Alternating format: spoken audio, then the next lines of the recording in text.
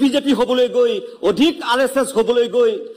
আৰু নৰেন্দ্ৰ মোদী আৰু অমিত শাহৰ ভিত্ত হবলৈ গৈ এইবিলাক বলিয়ালি কথা দলীয় কৰ্মীৰ আগত কবলৈ আহে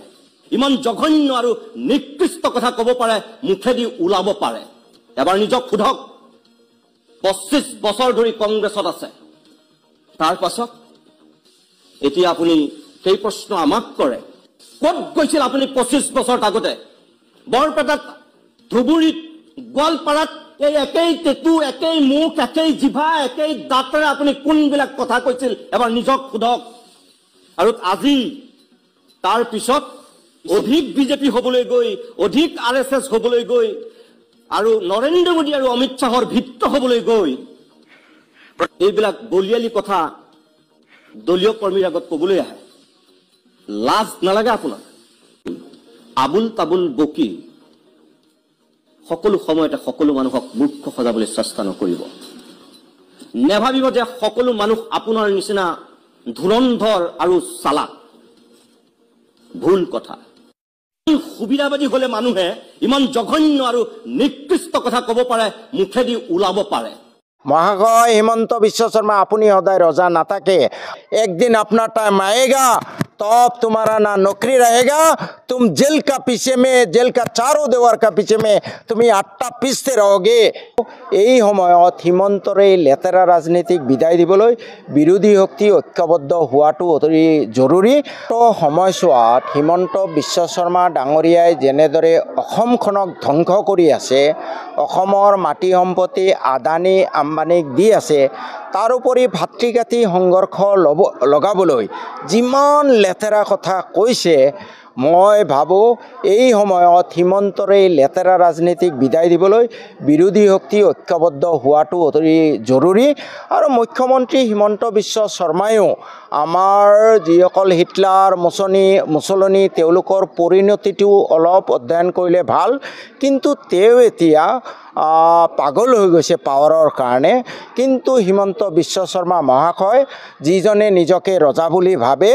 আপোনাক মই এটা হুঁৰাই দিব খুজিছোঁ যে দুখীয়া মানুহৰ চকু পানী কেতিয়াও অথলে নাযায় আপুনি কৈছিলে পাপ কৰিলে কেঞ্চাৰত ভুগে মই ভগৱানক খাটিম আপোনাৰ যাতে কেঞ্চাৰ নহয় এই দৰিদ্ৰ মানুহৰ চকু পানীয়ে যাতে আপোনাক ৰৌ নৰকত ভোগাবলৈ বাধ্য নকৰে তাৰ কাৰণে মই ভগৱানৰ ওচৰত প্ৰাৰ্থনা কৰিম অকল আপুনি মানুহক অত্যাচাৰ কৰাই নহয় জাতি জনগোষ্ঠীৰ নামত কাজিয়া লগোৱাই নহয় আপুনি গোটেই অসমৰ মাটি বিক্ৰী কৰি আছে আপুনি আপোনাৰ ভাইক সুশান্ত বিশ্ব শৰ্মাক বৰপেটাত লগাই দিছে দৰিদ্ৰৰ তেজ চুই খাবলৈ মহাশয় হিমন্ত বিশ্ব শৰ্মা আপুনি সদায় ৰজা নাথাকে আৰু SP সাহেবক কৈছো सुन लो SP साहब सुशांत विश्व शर्मा कान खोल के सुन लो एक दिन अपना टाइम आएगा तब तुम्हारा ना नौकरी रहेगा तुम जेल का पीछे में जेल का चारों दीवार का पीछे में तुम आट्टा पीसते रहोगे ये तुम मत बोलो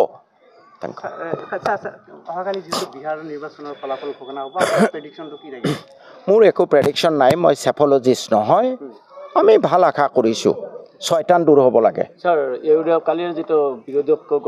এটা আলোচনা হল তাতে ইউডিএফক আমন্ত্ৰণ কৰা নাছিল মাতা নাছিল ইউডিএফ নেজানো মই কোনো দলৰ বিষয়ববীয়া নহয় আই ডন্ট নো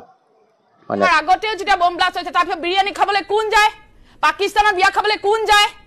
ISR মানুহ মাটি প্লে পাঠানকোটত কথা কোনে পাতে যেটো ভাৰতবৰ্ষত প্ৰথমবাৰৰ কাৰণে হৈছিল এই কথাবিলাকৰ কিবা উত্তৰ দিব নাই কথাটো হল তেওঁলোকে সমালোচনা কৰি থাকে ইটু কব হিটু কব কংগ্ৰেছে এটু কৰিছিলে কংগ্ৰেছ আৰে ভাই তোমালোকে কংগ্ৰেছক কিয় টানি আছা তোমালোকে নিজে কি কৰিছা তোমালোকে 10 বছৰত কিমানটা বম ব্লাস্ট ৰুট কৰিছা হেতু কথা কোৱা তোমালোকে কিমানটা বম ব্লাস্ট ৰুট কৰিব পাৰিলা তোমালোকে কিমান দেশখনক আগুৱাই নিব পাৰিলা শিক্ষা দীক্ষা স্বাস্থ্য এবিলাক ফ্ৰী কৰি দিব পাৰিলানে তোমালোকে ৰকেটৰ দৰে বাহি যোৱা মূল্য কংগ্ৰেছৰ দিনৰ ৰকেটৰ দৰে মূল্য বাহি গৈছিল একেবাৰে মাটিত তলাই দিম বুলি কৈছিল কৰিব পাৰিলানে তোমালোকে 6 জনগোষ্ঠীক জনজাতিকৰণ কৰিব পাৰিলানে তোমালোকে 7 জনগোষ্ঠীৰ মজুৰি বৃদ্ধিৰ কথা কৈছিল কৰিব পাৰিলানে তোমালোকে ডাঙৰ কথা কৈছিল ইয়া টুইন টাৱাৰৰ কথা কৈছিল কৰিব পাৰিলানে এক্সপ্ৰেছ হাইৱেৰ কথা কৈছিল কৰিব পাৰিলানে এই কথাবিলাক কিয় নকয় এই ফৰ আছাম বুলি কৈছিল কৰিব পাৰিলে নে গুৱাহাটীত 50টা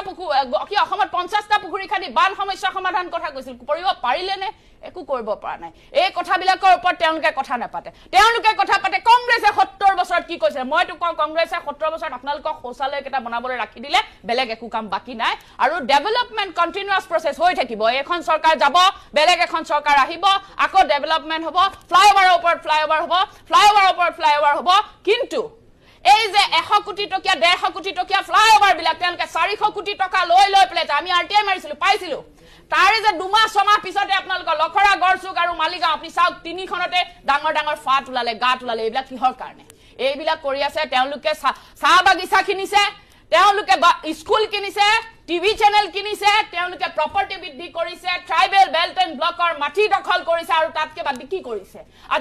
আজি ঝুমুৰাক লৈ পেলাই তেওঁলোকে ৱৰ্ল্ড ৰেকৰ্ড কৰাৰ কথা কয় গিনিজ বুকত ৱৰ্ল্ড কি হ'ল ৰেকৰ্ড ক'ত গ'ল ৰেকৰ্ড আমি কিয় নেদেখো ৰেকৰ্ড এইবিলাকে ভোট চুৰ কৰে মাটি চুৰ কৰে গৰু চুৰ কৰে সিন্ডিকেট কৰে এওঁলোকে মানুহক ঠগে এওঁলোকে ট্ৰাইবেল বেল্ট এণ্ড ব্লকৰ মাটি দখল কৰে এওঁলোকে ৰাইজক শোষণ কৰে শাসন কৰে দলবিলাকক হাতৰ মুঠিত ৰাখে এওঁলোকে ওলাই যাব নিদিয়ে আৰু ডাঙৰ ডাঙৰ যিবোৰ প্ৰতিশ্ৰুতি দিছিলে মোৰ প্ৰশ্নটো এটা শিক্ষা আৰু স্বাস্থ্যত আজি কিয় তলৰ পৰা অসম গৈছে তলৰ ফালে আছে অসমৰ নামটো একেবাৰে তলৰ ফালে আছে ক'ত গ'ল আপোনালোকৰ এই ফৰ আছাম মোক বুজাই দিয়ক মই বুজি লম আপোনালোকে বহুত ডাঙৰ ডাঙৰ কথা কয় এই কথাখিনি মিনিমাম কথাখিনি মোক বুজাই দিয়ক মই বুজি যাম ইয়াৰ পৰা হিন্দু মুছলিম কৰে হিমন্তই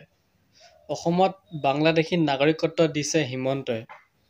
মিয়া কৰি থাকে কিন্তু এটাও মিয়া এতিয়ালৈকে খেদাব পৰা নাই হিমন্তই